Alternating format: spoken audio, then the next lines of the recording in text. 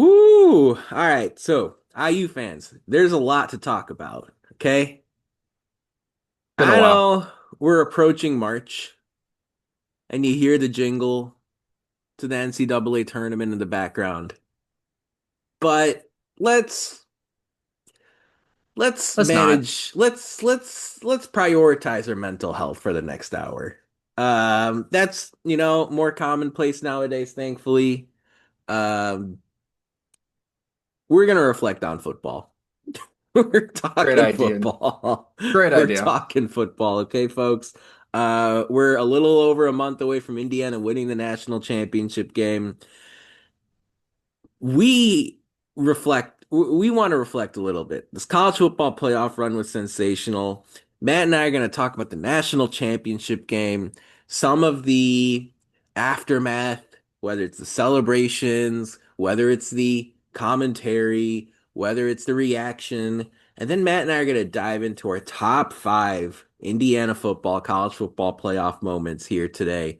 And so much more here on episode 360 of the Hoosier Sound, where we're the official podcast of Indiana HQ, recording this edition of the Hoosier Sound on Wednesday, February 25th, 2026, where I'm your host, Ethan Krishnan. Here with me today is my normal co host, Matt Lukens. Matt, Indiana football has a banner, is national champions. They beat Miami 27-21. Our schedules have been crazy, folks. Like, there's no podcast like this one where you got two people connecting from two very different places around the world. Yeah. And like, frankly, this is the first time I've really come up for air at all since that football national championship game, because there has been so much going on with players moving on and new guys coming in and Kurt Signetti signing another extension and Tino Sanseri's back. I mean, Crazy stuff. There's been so much, but Indiana football's national champions. Let's just start like with your headline from the game itself. Like now that we're a little bit past it, like what are you going to remember most about Indiana's national championship game win over Miami? I'll remember the Mendoza moment. I think that's the softball easy answer. The fourth down QB draw Oh, man. where he bounces off a tackle and spins into the end zone. His Heisman moment, right? They already had one, right? But his absolutely defining Heisman moment, just because it was a solo play. I mean, that's what I will remember most from this game. Other than us winning it, Ooh. obviously. Jamari Sharp intercepting the pass, seal it. Oh, yeah.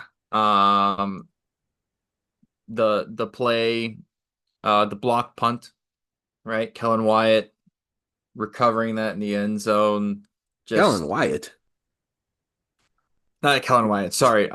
Jesus Christ. Gosh. It's been a I while, guys. mean, It's my brain is not working. but you know what? Why, Shout where out did I get Kellen Wyatt Kellen though. Wyatt from? Shout out Kellen Isaiah Wyatt. Jones, sorry, recovering that in the end zone. Um, yeah, shout out Kellen Wyatt. Man, Stephen No, I Daly, Kellen they're Wyatt, man. What could have been? even bro, our defense could have been so much better in that championship game, and they still played great. I mean, the defense played one of its best games of the entire year that game, especially in the first half. In the first half, they were absolutely unplayable.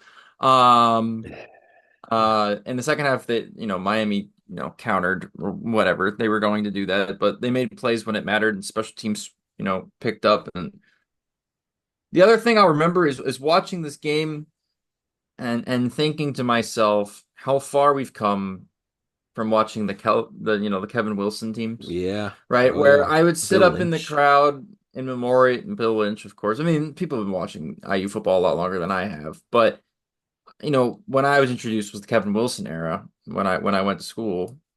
And I remember sitting up in the stands and somebody, it was a girl actually, asked me a question while I'm sitting there in the band and there's like five other people in the crowd and we're losing to Rutgers.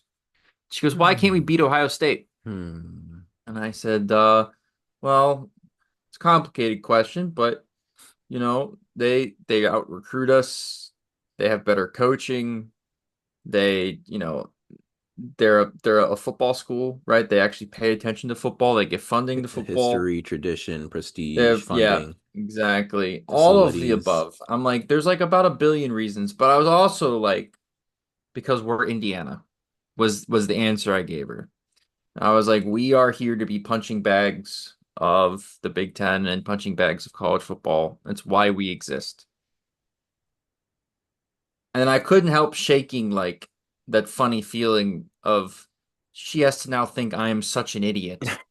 Um, because here we are, almost 10 years later, and we're playing and winning and have won a national championship in Yeah. football.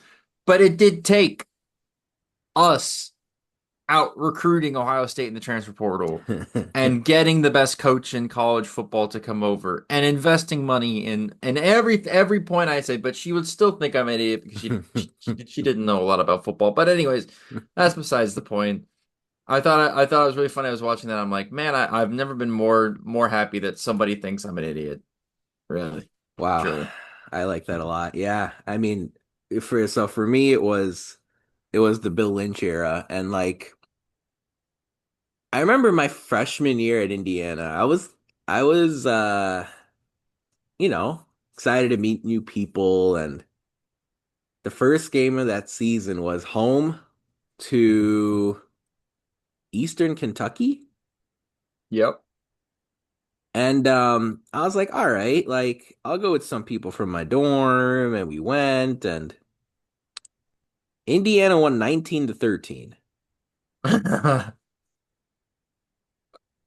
I was classic, like, a I was barn burner like, in I the was like, Village a one era. score game, got my got my I got my football juices attention. flowing. Yeah, yeah, yeah, yeah. And I'm awake now. man, I'm just like, all right, so like now we've got to beat Iowa and Penn State and Yeah, yeah. Michigan and Michigan and Ohio Ohio State. State. Yeah. Like, okay. And then ironically, that Little, was, a few little weeks did you later know we were we gonna add Oregon and USC yeah. to the mix as well. Imagine telling yourself back then, Man. you'd be like, "What?" Well, and then yeah, a few weeks later, funny if Indiana did go to Ann Arbor, and that was the game where Bill Lynch threw his gum at the end because he was Hmm. furious about a call, and Indiana only lost by 3. And I was like, oh, well, if we only lost to Michigan by 3, how come we didn't beat Eastern Kentucky by more? Like I was trying to like connect the Yeah. dots, and nothing made sense. And that's kind of what No. Indiana football has been over 15 years. Like nothing really makes sense. Um, there are games where they look like they can compete against Ohio State and Michigan and Penn State, and there are other games where they look absolutely awful and blow a big lead to Rutgers and lose to Ball State. And, you and I think we've really, really seen it all. And when I fast forward, like, I genuinely thought there was a time a couple years ago, you and I have talked about this, where I thought Indiana was in jeopardy of getting wazooed or Oregon Stated out of the Big Ten. Oh, we And talked about that we on this talked very about it. podcast. And Yeah. and it was a pretty important warning shot to everyone, I think, that Indiana takes Hmm. football seriously. And it doesn't necessarily have to translate. It didn't have to translate to 16-0 national champions, but I think it did have to translate to life be like I really liked watching Oregon State and Washington State in the Pac-12 when they were in there. And they Yep. were successful in football and basketball, one or the other, pretty much every single year. Yep. And now they are not in the realm of conversation as far as college sports is concerned. Like they have been Oh, sent into oblivion. And I thought Indiana was kind of teetering in that area. And like I've got nothing to like there's like no reporting behind this. To me, this is like strictly just me thinking as an IU fan, vibes. just Yeah. speculation, just think I'm like, I'm like, what's preventing the Big Ten from kicking Indiana out and bringing in Notre Dame, or kicking Indiana out and bringing somebody else? Because, gosh, do you want 20 teams? Do you want 22 teams? Do you want 24 teams in your conference? That's probably too big. And all these thoughts were sort of swirling through my head, and Kurt Signetti became the head coach. Yep. And Scott Dolson and Pam Whitten took football seriously. And now you see the end result. And for me, the headline of the Miami game was just all of that coming to the surface. Mm. And it was so fitting to me that Jamari Sharp, somebody who was there during the rough days, when Indiana Yeah. wasn't sexy, when Indiana wasn't a top 25 team, when Indiana wasn't a top one team, undefeated, beating powerhouses left, right, and center, Jamari Sharp has been through losing seasons at Indiana. And I thought it Hmm. was so appropriate that, yeah, sure, Mendoza's touchdown run will live on forever. But the IU fan in your life is going to mention Jamari Sharp finishing that game with an Yeah. interception, and how that guy was there in the Tom Allen era, and he was thinking about transferring, but he stuck with it because Kurt Signetti believed in him and he believed in Kurt Signetti and Brian Haynes, and that was such a fitting exclamation point. Yeah, 27-21 win. Nail biter. I gained a lot of respect for Mario Cristobal over Mm. over the days leading up to the national championship game, and even more after.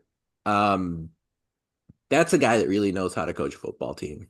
And It in does. that Miami sort of identity and culture. And frankly, like, you look at NFL draft boards now, a couple months out, like the majority of players are from the Big Ten and they're from Miami, which is like, with Bain and Messidor and those guys, Francis Mawanoa, the tackle, like they've built that's a program that I think will be in the CFP pretty consistently Yeah. going forward. And so I mean, I they also play in the ACC, so that's well, that a helps. bit of a And cut. that to me was the other real decisive trend that stood out to me.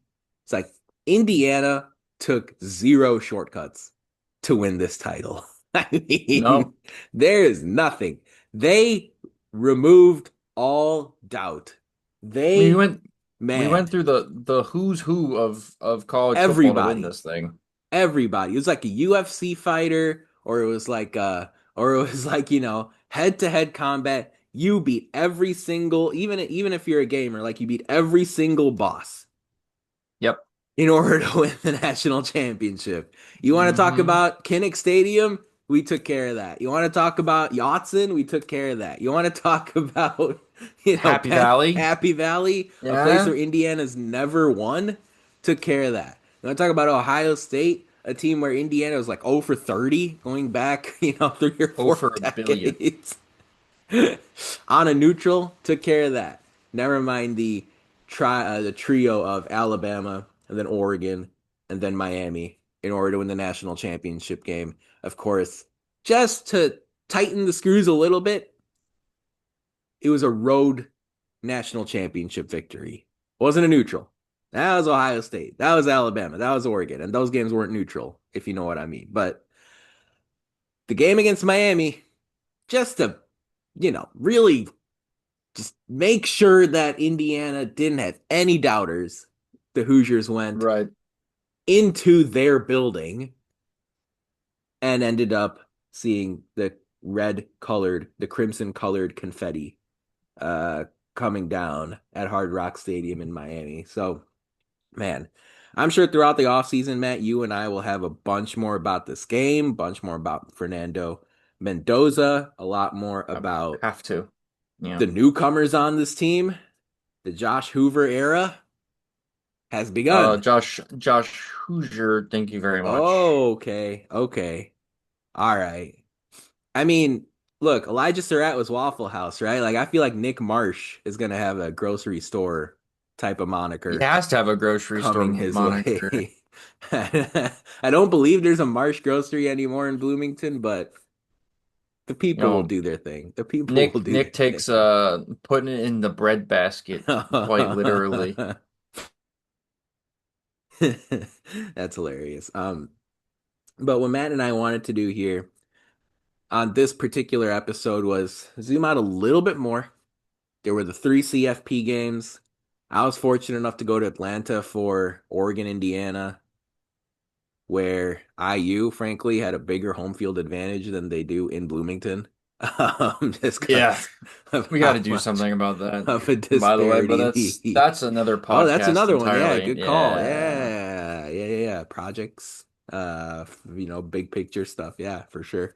Um, the Miami trip was too difficult to pull off, folks. Tip of the cap to those of you who made it happen. Um, by the way, also the same thing to the folks that are able to get out to the Rose Bowl. I mean, it would be nice for college football to have more centrally located postseason games. Just throwing that out there. And, Rose Bowl is history and tradition. I understand that, but my gosh, I mean, Atlanta is pretty much as central as it gets, to be fair. that's fine. I'm good with Atlanta. I ain't bickering about Atlanta. I mean, you know, I think especially for the CFP, you know, I wouldn't mind Yeah. I wouldn't mind a game in Indy. I wouldn't mind a game in, there are other Texas, yeah, Dallas, Dallas is Houston, easy. Yeah, Dallas is easy to get to. gosh. Anyway. But Matt and I wanted to go through our top five moments of the CFP run. I'm sure we'll have a little bit of overlap here, but we'll get to that here in just a moment. But first, it's time for who won the week this past week in IU sports, and there's a lot to think about. But actually, I'm going to give a tip of our cap to the Indiana women's basketball team. They're starting to play some pretty good ball here as we get down into the end of At least February. somebody is. Indiana is a team that is going through a transition year. Terry Morin doing some rebuilding. I think a lot of people were anticipating that coming into the season. Um, the recruiting, Terry Morin is lining up some really impressive players Crazy class. Yeah. to come in for the 26-27 season. But that doesn't take away from how awesome Shea Chesky has been all year for this Indiana team, Mm-hmm. putting up buckets on a consistent basis. If WNBA doesn't select her this upcoming draft, I'm gonna be flabbergasted. The Hoosiers are also starting to play better. You're seeing some younger players really taking a step forward. How about Neve Caffey? Neve Caffey, she's really Mm. stepping up here, a true freshman, I believe, from the state of Missouri. You're gonna see her doing big things in an Indiana uniform coming up. And in the women's Big Ten, just like last year, the bottom three teams don't make the conference tournament. And Indiana was sort of fighting that positioning throughout the Yeah. year, but because of this That works in recent, the men's tournament now as well.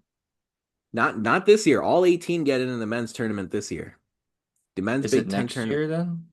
It was last year where they kicked out three. I don't remember. I don't know exactly what the Oh, rules are okay, for next okay, year. okay, okay, It okay. looks like everyone's kind of flying by the seat of their pants. Um, We're trying to figure this out as we go, yeah. yeah, I mean, it makes no sense. Why do the why does the men's tournament have all 18 while the women's tournament is 15 out of 18? Anyway, Indiana is now above the cut line. They've had some really nice home performances against Indiana and Oregon. They went into Kohl Center and won in Madison. Hmm. Hmm. What's that like? And so the Hoosiers right now again above the cut line. They even had a really strong showing at USC in a game where Shea Chesky didn't play and almost picked off the Trojans. So Terry Morin doing a lot of good things there. I'm going to tip my cap to them as the team that won the week this past week in IU sports. Folks, a reminder, if you enjoy our show, leave us a review, tell a friend, share our links. That kind of support really helps us grow this podcast and reach more passionate IU fans such as yourself. Again, you can find us on social media at Indiana HQ or at the Hoosier Sound. Hmm. Matt, Indiana's CFP run was one for the ages. No Absolutely. other way to say it. The Nope. CFP, Indiana bounced back after that showing against Notre Dame in December of 2024. And wow, talk about crushing Alabama, destroying Oregon, and then a nervy finish against the Miami Hurricanes in Yeah. the national title here. Matt, I was just thinking, hey, what can we do here? I was like, let's put together a top five list of our favorite CFP moments. I would like to go from five to one if possible. I'll let Let's you do it. kick this off. I'm sure we'll have some overlap, but I'd love to hear what your number five moment was in the Indiana college football playoff run this past season. Well, my number five moment would be, and correct me if I'm misremembering this, but this my number five moment would be D'Angelo Pons picking off Ooh, Oregon, Dante Moore. Dante Moore on the first drive of that game, and just setting the tone for that game. And a game that I was terrified going into because I hate playing Oregon any time of the year, but I especially hate playing them a second time in one year. And came out and just instantly put belt to butt for the BC Oh, way of saying that. super. But yeah, just an absolute highlight play. I mean, D'Angelo reads it absolutely perfectly, jumps on that route, and then takes it to the house to start off that game. And I mean, you were there in Atlanta and you saw that happen in Incredible. person. That I mean, the roof came off that place. My So, soul left my body. um, exactly. So, I mean, it it wasn't a game winner. It wasn't anything super crazy. Like it wasn't a super highlight play, but it was a very important tone setter in that game and pretty fun. Pretty, Yeah, I pretty. think that All of these was moments are pretty fun. All of these are awesome. I love all of them. But yeah. that was the one. That was the Heck yeah. first one that came into my head. That was like, that's not like a top I like that. two Yep. one, Yep. but it's the first one that Yep. comes to my head. I like that. Yeah. I don't know. I saw heaven on that pick six. West Virginia. Sorry. I was like, I was like, I was in another dimension, man. That was uh because you could sort of see it happen, develop, like you said, Mm, the anticipation of that from Pons was so impressive. yeah. And yeah, that was I was definitely thinking the same as you as far as Oregon and Indiana to me was going to be I really was convinced that was going to be a one score game like the whole way. Mm, I thought Indiana was going to win, but I was really anticipating and expecting Indiana to be in a knock it out, drag it out fight with Oregon. I mean, you saw Oregon hit on some plays in the second half of that game, even though it yeah. was It's well it was decided. so comfortable at It that was point. I so didn't care. comfortable. Yeah. But my gosh, like their tight end Jameer Johnson was doing big things. Their Yeah. running back caught a screen pass and took it, 60, 50, 60 yards, 60, 70 yards with the big run there. Um, man, like they did some impressive things. Everyone's like, "Oh, Ohio State was the best team this year." I think Oregon, outside of the Indiana, obvious one of one. I think Oregon really has a conversation. Um, Yeah, they got a stake at that, I think. but so no, I like your number five there, D'Angelo Pons' pick six on Dante Moore. My number five is Pons as well. And I'm not taking the pick six against Oregon. I'm taking his hit on Ty Simpson in the Rose Bowl. Mm-mm. How it dislodged the football, forced a fumble that he recovered. Did he recover? I feel like my brain's telling me he He recovered did it. not He did not recover it, recover I it? don't Okay. think. All right. No. Regardless. He hits Ty Simpson, forces the fumble. It leads to a touchdown for Indiana before halftime. Breaks Ty And Simpson's ribs. cracks the tie, cracks a rib, and it was 100% legal. There's no discussion, Yeah. no debate there. Um, Talk about a playmaker, somebody who should go early in the NFL draft with D'Angelo Mm, Pons.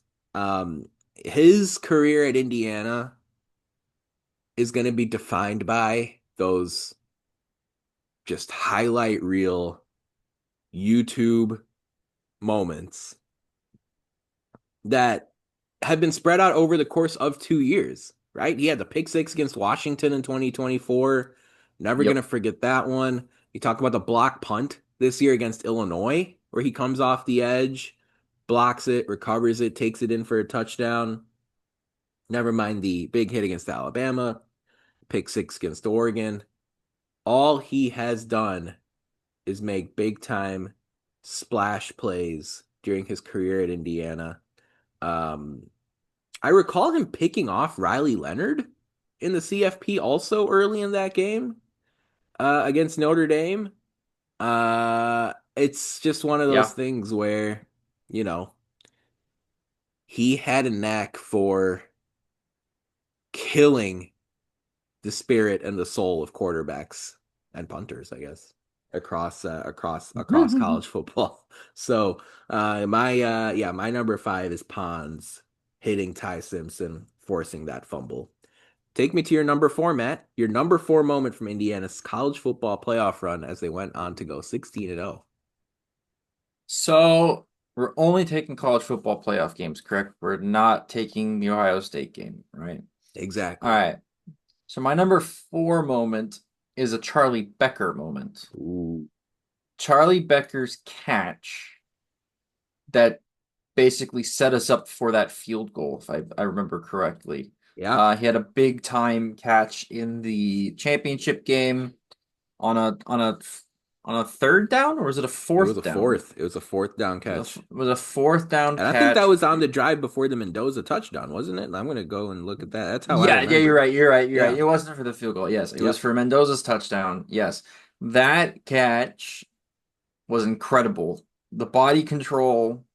It wasn't a very well thrown ball from Mendoza, who had been getting hit all game. Yeah, exactly, exactly.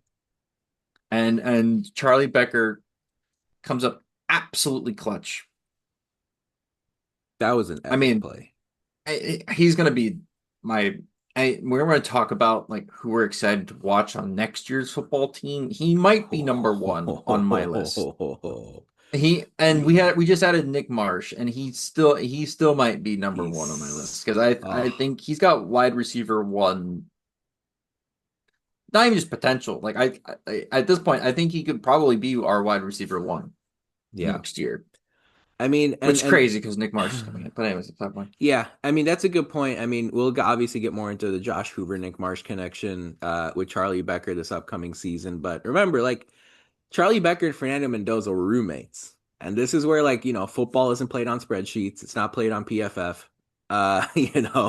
Becker and Hoover, right, this offseason have to build that camaraderie, that relationship yeah, that Becker and Mendoza built. So it's funny that you mentioned D'Angelo Pons not recovering that fumble against Alabama. It was also Isaiah Jones. We just keep continuing to omit Isaiah dude. Jones No, from don't worry the about it. He's not getting omitted for very long. He's his name will come up again here.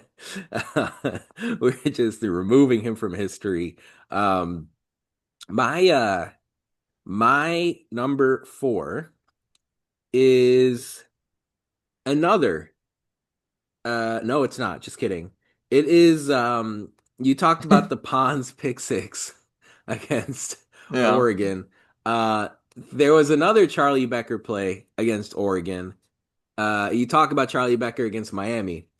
I will always remember him posterizing Brandon Finney for a touchdown down the sideline against the Ducks to really create some breathing room between Indiana and Oregon that game in the yeah, semifinal. Uh, he didn't, I mean, Becker didn't have that patented, 4 for 90 or 5 for 100 type of receiving game against the Ducks. But Brandon Finney is a guy that I thought symbolized adversity to some degree for this Indiana team, right? Mhm. Brandon Finney picks off Fernando Mendoza at Autzen, takes it in for a touchdown. That was the real moment where Autzen Stadium started shaking when Yeah. Indiana played them in the regular season. And Fernando Mendoza's even gone back since and talked about how, that was a major growing moment for him. Those interceptions late against Iowa and Oregon. Mendoza has said himself, they really helped him sort of grow as a quarterback and figure out how, like, he's not the same guy he was at Cal. Cal maybe helped him establish a foundation, but for Fernando Mendoza, between his ears, to stick into his mind, man, like, I can be the best quarterback in college football. I can put my name in the first round conversation for the NFL draft. Like, these are the types of things I have to avoid. And then you fast forward to the semifinal, right? It's not just a touchdown against Oregon. It's all the stuff, all the meaning that comes with it. Becker flies down the sideline. Mendoza puts a perfect ball in a place where only Charlie Becker can go grab it. And Indiana didn't shy away from guys like Brandon Finney or from Caleb No. Downs in the CFP. They didn't shy away from Ruben Bain and Akeem Messidor. Those guys are challenging defensive players. They're awesome at what they do. We're not just going to shy away from them. Nope. And for Becker to catch that touchdown against Oregon, again, it helped create some breathing room in that game. I thought that to me was maybe a little bit of an under the radar play over the course of that CFP run, and I will remember that for a very very long time. Matt, talk to me about your number three play in Indiana's college football playoff run. You spoiled mine. My other one was the Ah, Charlie Becker touchdown catch. man, my So bad. there's gonna be a little bit of overlap, but that's okay. There's always You gonna be you some had you overlap. had yours one spot behind mine, and I had it flipped. What's your next one, Nathan? I've got okay, look. I've got look, you talked about the Pons pick six against Oregon. That was my number three. All right. So Okay. let me Yeah, let me yeah. let me let me sort of take a little bit of a turn and I'm gonna bring up another one from the Oregon game. I haven't talked about Miami yet. That's coming. One and two are both Miami. Yeah, But yeah. I think we both probably have the same one too. we our top 10 could have been the Miami game, frankly. But Yeah. um like this also qualifies and classifies as under the radar a little bit. But with Kellen Wyatt unavailable and with Yep. Stephen Daly unavailable, I Yep. will forever remember Daniel Ndukwe's game against the Oregon Ducks. Hmm. Yeah, the game of his life. Back in his hometown of Hmm. Atlanta to have two sacks and also a blocked punt. I He forced forgot a we fumble. blocked punts in He back-to-back forced he games, by forced the a way. fumble. Yeah. He was everywhere. That And dude this was is a running guy around. who, again, you want to talk about emerging players? Indiana had a bunch of them really shine, really step up across November and January. I was blown away by the way Daniel Ndukwe played in that CFP semifinal against Oregon. I also remember a play against Alabama where he went right into the chest of Caden Proctor and hurried Ty Simpson on a throw. I think he forced an incompletion on that one. That was incredible, yeah. Oregon's got early draft picks on that offensive line, tackles and interior. And Yep. Daniel Ndukwe just sparkled in that semifinal game against the Ducks. And I hope he keeps his number at number 17. I know there are some jersey number changes here and there. I got to go back and see whose number is different now. But I feel like Ndukwe, that number 17, just he pops off the screen. And it's funny, I did notice, especially watching a couple games in person, the size difference between Ndukwe and Mikhail Kamara. And I can't wait to see what an off season of strength and conditioning looks like for Daniel Ndukwe. And what type of size and weight he puts on his frame. going into his next season in Indiana. I know it's not, I don't know how much YouTube searching y'all are doing for Daniel Udukwe, but seeing the impact he had in that Oregon game is one to me that I'm going to remember for a very long time. Matt, I feel like Miami is going to be coming up fast and frequent here as far as our final plays. But real quick, I'm just going to give us our social media shout out before we wrap Got up it. our top five CFP list. Folks, a reminder, if you enjoy our show, leave us a review, tell a friend, share our links. That kind of support really helps us grow this podcast. If you want to find us on social media, you can find us on Twitter, Facebook, or YouTube at Indiana HQ or at the Hoosier Sound. Man, on Instagram, we're not Indiana HQ, but what are we? Indiana.HQ. You can find us there. Keep growing the masses, folks. We're really active over on X. The mentions, the conversations. We have a lot of quotes usually from pregame, midgame, postgame press conferences that catch We fire. got all the quotes. Um, Trying to retweet highlights when we see them. The big plays Mhm. whenever they get posted by Big Ten Network, Fox Sports, CBS, um, basketball, football, everything in between. We've got it all for you. Find us over on Indiana HQ as well as at the Hoosier Sound. Mm. Brian Haynes, by the way, is a frequent liker of Indiana HQ content. I Love know that guy. I know Elon Musk likes to keep the likes private, and I'm not gonna always, you know, expose people, but this is positive exposure for Brian Haynes.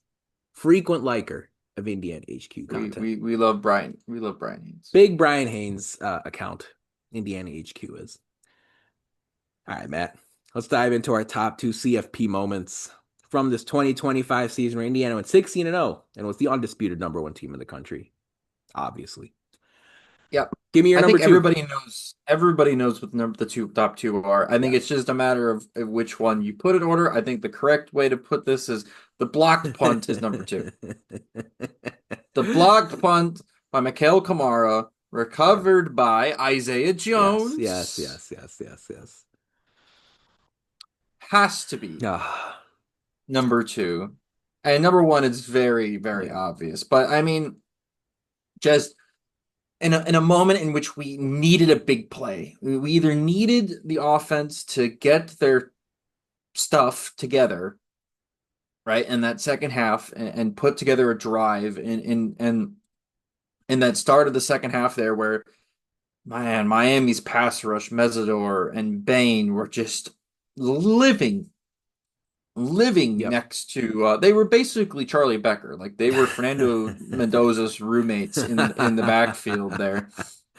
Um and we needed a big play from somebody, and Mikhail Kamara, somebody who we talked about at length on this Yeah. podcast, especially at the start of the year. Yep. We said we expected so much better things from him this year. We Yeah. expected him to have such a much bigger output. And I think looking back on it, he didn't always put up the stats Sure. that we expected, but he was always there. Like his presence was It enough to matters. affect Availability matters.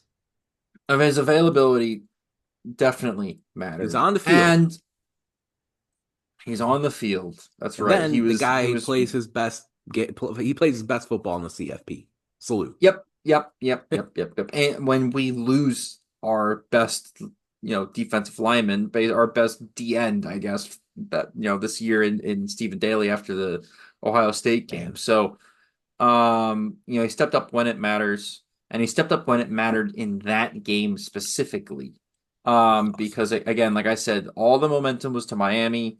We really, really, really desperately needed a big play. He gets his mitten on a block punt. I remember watching him do an interview. I think it was with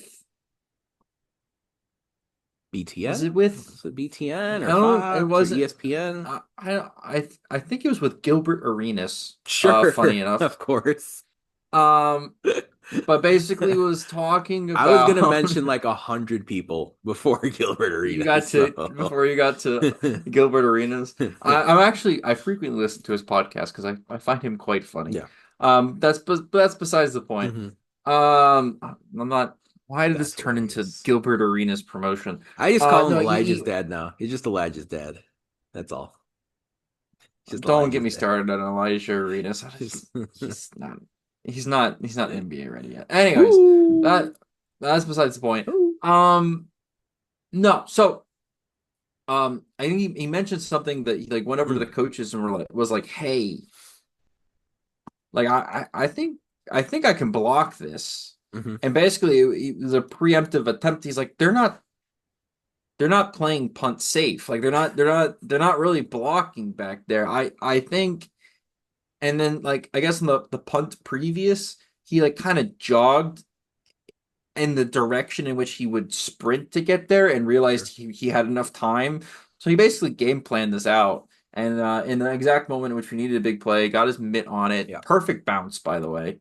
Absolutely Yeah. perfect bounce in the end zone there. Bones. Bones Which Jones. he Bones Jones just flies from out of nowhere off the screen there to Yeah. grab it and secure it. And then IU never trailed Yeah. or was tied with Miami, I believe, after that. Yeah. True. Very correct. Um, no, great call on the Kamara block punt. I mean, I think we're all sitting here and talking about, right, like it could, pick your favorite, right? It's the block punt, it's the Jamari Sharp interception, it's the Mendoza touchdown, the Charlie Becker fourth down play that you mentioned earlier was absolutely epic. There were just so many incredible moments. How about Riley Nowakowski, a 1 yard fullback touchdown run early in that one to help Yeah, Indiana, cross that the was a goal line. sick play. Yeah. Like Aiden Fisher was absolutely fantastic. He took down Carson Beck for a sack earlier in that game also. Now I kind of want to watch the whole thing again. I haven't really ever I haven't watched it I again. haven't gone back. I feel like everything was so vivid when we watched it live, like when it happened. Yeah. And frankly, I don't think I did I watched a good amount of the Alabama game on replay, just to sort of go through it once again. But Oregon and Miami are two games that I've kind of, like the 90s ball watcher in me is like, I saw it, I experienced it. I'm gonna remember it how I feel like remembering it. And you know, there are certain things that stood out. There's probably other stuff that stood out to all of you, but you know, do I really need to go back and see the whole thing from start to finish? Right? Yeah, I It's like do. when the Cubs won Yeah. the World Series in 2016. I don't think I've watched it again. Like, even Game 7. Yeah, yeah. I haven't watched Game I 7 think again I know you're either. an Yeah. Eagles fan. Like, have you gone back and watched the victory over the Patriots or the Chiefs in either of those Super No, Bowls? No, right? I don't know. no. If you I have, don't need to. maybe I don't like need to. I remember that. it's funny, like I don't know, maybe fans experience the game differently, but I'm like when my teams win, I just kind of I don't know. I think it just, you watch it and you're like, wow, they actually pulled it off. And so now I kind of feel like I have to go back and see how. I will go back and watch Yeah, I know. this IU chip again for sure. So, the block punt you mentioned with Kamara, obviously an awesome play. I just to avoid overlap, I'll put Jamari Sharp's interception at the end of the game in here at number two. Okay. Yeah. Just like a special capper to the game that, everyone will remember most about the history of Indiana football, until Signetti somehow tops himself next year. But uh, Jamari Sharp just technically disciplined. He's talked post game about it was a cover two scheme, but because of the way that play developed from the snap, he kept carrying that receiver. He kept carrying that receiver. He kept carrying that receiver down the sideline, down the sideline. And it was on Carson Beck to throw that over the top. And he did not do that. And Jamari Sharp was in perfect position to make that play. Again, to almost to me, just like that Becker touchdown over Brandon Finney, against Oregon, it encapsulated a lot of what made this team so special, right? It's the coaching of Kurt Signetti and Brian Haynes. It's retaining a guy like Jamari Sharp from the Tom Allen era. It's stepping up and delivering when you get that Hmm. opportunity. It's about being available, being on the field. All, Matt, we tried really hard to credit Jamari Sharp this season for being the steady, reliable corner opposite D'Angelo Pons from Yep. week one. Yep. And if you told me that was going to happen before the season, I was like, wow, I would have expected almost like a revolving door at that corner spot. Signetti trying Hmm. different things, Brian Haynes trying different guys, different options throughout the year in that opposite corner spot. Because Brian Haynes likes versatility on defense. It wouldn't have surprised me if Devin Boykin got some reps at corner, or if you know, a couple of these other guys, Rylan Gandy got some reps at corner. The transfer who came in from Pitt. But Jamari Sharp won the job and he kept the job. And, for him to finish that Miami game with the interception, um, a little bit of a loose screw there with the 15-yard penalty, making the Yeah. victory formation a little bit difficult. Um, you know what? He deserves his moment. I'm happy he got it. So Sharp for me, number two. And Matt, you and I, I'm sure both have the same number one. I'll let you kick it off. It has to be Yeah. the Fernando Mendoza Hmm. scramble on 4th and 1, the QB draw Yeah. right up the middle, spinning, diving, taking a shot from the guy that knocked him out last season, literally. Bassane, Um, Wesley Bassane. Wesley was saying, just an incredible play, one that will go down in the history of college football. Yep. Um, I'll be in the Disney and, movie for and sure. yeah, it will live on long past when we are 6 feet under in the grave. Ah, man. People will go back and watch that play, and God knows if maybe we'll be playing football on hoverboards at that point, but it still will matter. Um, and I mean that is the play that won Yeah. Indiana Yeah. a national championship in football. I like how you The called it the Heisman moment, even though it was like a month after he won the Heisman. But like I couldn't agree more. Like it absolutely. yeah, when people think about Fernando Mendoza's Heisman moment, they will not think of what was what it was originally, which was the Penn State game, right? The driving them down the Oh field, the yeah. three incredible Gosh. passes. Which that was, yeah, That's probably his actual that Heisman was moment. that was Yeah. his actual Yeah. preemptive to him winning moment, right? But when people think of Fernando Mendoza winning the Heisman, they will go back and they will look at this Miami game Yeah. and they will look at that play and go, no, for sure. For sure. There's Mm. no reason why Diego Pavia even had, you know, a decent amount of votes, right? No, for sure. Was he unanimous in him winning this? And Man. who knows? Maybe he goes on to have an incredible NFL career and people will remember him for that. But he will always have a place in football lore, college football or otherwise, Yeah. for that one play. Yeah. Even if right now you Google like Indiana Miami CFP, like the The video first thumbnail, thing, the the first thing that thumbnail, pops up, like on the yeah, the Google search thumbnail. Yeah. is him reaching across the goal line. Um, yeah, I mean, and even when you think about some of the other Heisman finalists, like Julian Say and Jeremiah Love, like Fernando Mendoza added so much value to this Indiana team. I mean, he elevated everyone. Elijah Yep. Surratt and Omar Cooper were better off because Fernando Mendoza was their quarterback. Kalon Black was better off because Fernando Mendoza was his quarterback.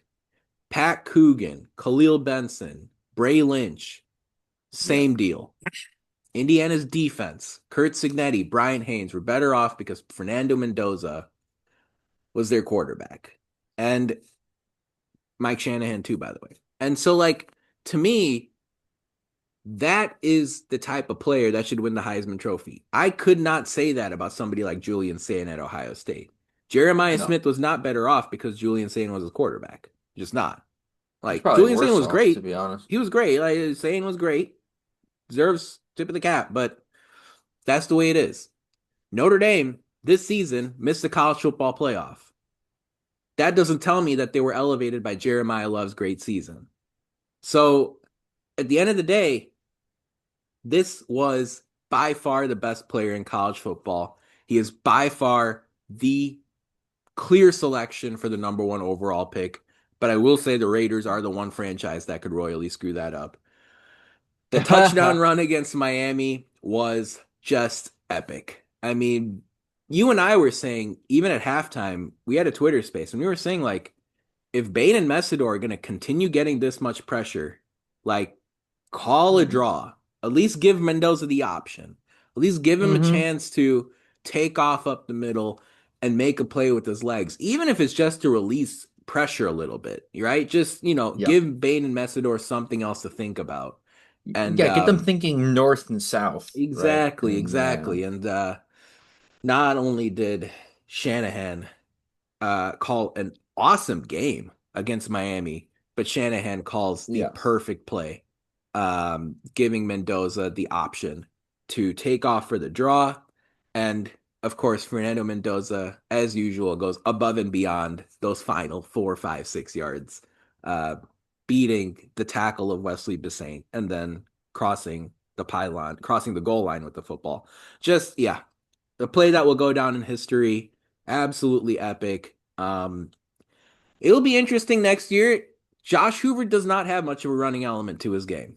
He is typically reliant on his arm, very Curtis Mm-hmm. Workian in that way, and Curtis Work was freaking awesome. So I can't wait to see what Kurt Signetti has planned up his sleeve for Josh Hoover this upcoming season. But if you're thinking, hey, can Josh Hoover take off? We really didn't see it at TCU. I don't know if it's in there, but we'll He see what can. Josh Hoover He can move a does. little. He You can move know, a little. hey, But like not like Fernando Mendoza and not like Alberto, by the way, who's gonna do well, wonderful things, I think, at Georgia yeah, Tech. looking But forward to seeing him there for sure. Is it a 1 year You're a soccer fan. Did Indiana loan yeah. Alberto Mendoza to Georgia Tech for a year? Does that mean Georgia Tech is like Marseille? I mean, Is sure. does that They're in a it lower division, right? is They're in a lower league. no, not even the lower league. It's like sending him to like the French league, right? Like you're a Premier League club, or you're sending him to like Wolfsburg in Yeah, Germany, that's right? right. Like Chelsea loaning out guys to the Get German some league. Like get some playing time. it's still, like it's basically the same level as the Premier League, but you're playing in a slightly worse league in a different part of the continent, Right? right? Exactly. Explore That's the life. same thing. Explore life Yeah. in Atlanta, Yeah. see how things are and then come back to Bloomington in a year after Josh Hoover becomes the first overall pick in the 27 NFL draft. It's God. nothing it's easy, easy. Nothing more to it. Any Yeah. final thoughts here as we wind down on Wednesday, Matt? Just an epic season for Indiana football. We will never forget these guys at all. No. No. I think on my deathbed when I have no hair left, I've I've had Alzheimer's for about 5 years. I don't even know who my daughter is anymore. I will still remember D'Angelo Pond's name. I might not even remember my own name, You name your daughter like D'Angela. but I don't know how that. By the way, because we made it this far and you guys have listened so long to this podcast, now you get fun story time with Oh Matt. boy. Oh boy. Um, I watched this because we haven't done an episode since No, we since we haven't. won. I watched this game with my girlfriend, who by the way is fine for those Of who are course. asking. Fantastic. Um, but it was she's Chinese, so this is her first American football game she's ever watched. Wow. I I volunteered. I was like, I can teach you American football while watching this game. That was a mistake. That was an absolute mistake because I was like, I can teach you this when we're up, Three 25, three touchdowns. 30. Yeah, Right, we're up three exactly. touchdowns. I can start teaching you this. I was on. just I was biting every fingernail. I was resorting to toenails at one point. I wasn't actually resorting to, I don't bite my toenails. But you Honestly, know, I didn't even, I was willing to you didn't even accept it. catch I that. Yeah, yeah, yeah, understood. yeah. I was like, Yeah. that game, sure. I was so unbelievably nervous. And I look over and she's nervous. I'm Yeah, like, why are you don't even know what's going on? Like you don't even know what a first down is. How do how are you but just can feel it. my demeanor's just sitting there, a ball of stress watching this game. And I knew she started to understand it when Fernando Mendoza makes the play and he dives in the end zone and she looks at me and goes, "That was good, right?" And I went, Man, that's "Yes, so funny. yes, That's Bonnie. awesome. Yes, That's so Bonnie, good. that was really, really good. Yes, no, we like that." She's like, "Okay, good." Ah, But that yeah, was so that was I just awesome. think it's funny just when you guys think about that game, right? Imagine that being the first college football game you've ever had to witness. And of course she was rooting for IU because she loves me. But but also, her getting that experience was really funny and something that I'll always remember about that game because my God, was I mean, everyone understands how stressed you were. We were Ah, all just unbelievably stressed watching that game, knowing to get so close, right? For it to falter there yeah. to the team that was cheap shotting Fernando, by the way, in that game. We haven't even brought that up. Um, Just, why why hold grudges over things, you know? No, absolutely hold grudges over things. That's my quarterback. Don't you dare. It's That was the most obvious roughing the passer call I've ever seen in my entire life. That was I've never seen a more obvious roughing the passer. Like targeting, roughing the passer, targeting. One of those things. it's like the watch Neither were shot. called. It's like the watch shot game. I'm like, how did Indiana let Kentucky come back at the end of that game?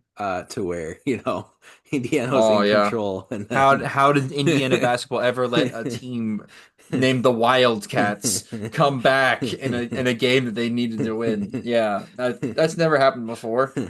Not Man. recent. Anyway, I think the first football game I watched was September 1996. And I think it was That Bears was my first Lions. I football think it game was I Bears watched. Lions and the Lions won 35-16. Mine was an Eagles game, I'm pretty sure, or a Dolphins game, but it was definitely an NFL game in like 2000 that I can remember. It was like probably 2001, 2002. I remember watching a lot of Zach Taylor on the Hmm. Dolphins. And then Um the following season the Bears started like 0-10 or something. 1-10. And then somehow still screwed up and couldn't land Peyton Manning. So I don't remember Oh that at all. yeah. Oh, Yeah. Peyton Manning could have Started been a they bear. they started 1-10 but finished 4-12. And Can you imagine if Peyton Manning was a bear? You guys have such a nicer existence in the last like 20 years. But you also wouldn't have had that Rex Grossman year. Shout out Bloomington legend uh, Rex Grossman. sure. You know what? Caleb is him. Caleb Williams is him. You Um guys will get there eventually. My final thought basically is for everyone out there, once again, don't ever compare anything about you to Indiana football under Kurt Signetti. I don't care if you're Michigan basketball. I don't care if you're Nebraska basketball. I don't care if you are the next football team that sort of comes up out of nowhere to do things. Stop comparing yourself to Kurt Signetti. You will Mm, commit, you will shoot your own team in the foot by trying to compare mm. them to Kurt Signetti and the Indiana Hoosiers. There will never be another Indiana. Stop thinking about who's the next Indiana. Don't ever put that in the same sentence. It is an immediate way for me to stop paying attention to you. It's That's hard it. to live up to perfection. There will never be another story like this. Because, like you said at the very start, Matt, not only was Indiana bad as recently as 2 years ago, but Indiana was a punching bag. They were a laughing stock. They were the butt of all jokes in college football. Yep. There, there is nothing. DePaul basketball. could run the table and go undefeated, and it still would not be the same as Indiana. Because Nope. Even DePaul had good seasons back in the 70s and the 80s. Yeah, they used to be good. Indiana, in a universe where the Big Ten expanded, TV contracts crossed, I think, $1 billion, Yep. and college football, the entire landscape changed with the different rules and things like that, the portal and NIL. Indiana football, this program is the one that rose above all. So don't ever compare yourself. You will fail when you think about yourself as the next Indiana because you will not be the next Indiana. So don't ever put anything in the same sentence as Kurt Signetti and this Indiana football story. It is impossible to replicate. There will never be another transformation like this. And now, if you're an IU football fan, you're already salivating about what's to come in the 2026 season because who knows, man? Ohio State comes to town in the middle of the season. It's like another rare marquee home game. It feels like every big game Indiana won was away from Bloomington. So I can't wait to Yes. see IU do some big things. There was the one game against Illinois, which I'll always remember, but man, can't wait to see another high profile game in Bloomington next season. But folks, that about wraps it up for our 360th show of the Hoosier Sound. Thank you so much for joining us. We really appreciate your support. To hear more fantastic episodes like the one you heard today, be sure to follow us at Indiana HQ or at the Hoosier Sound to make sure you don't miss any in the future. You can also go to our website, indianahq.com, to find it all in one place. But as always, thank you for listening, Hoosier Nation, and we will see you next time. Peace and love, go Hoosiers.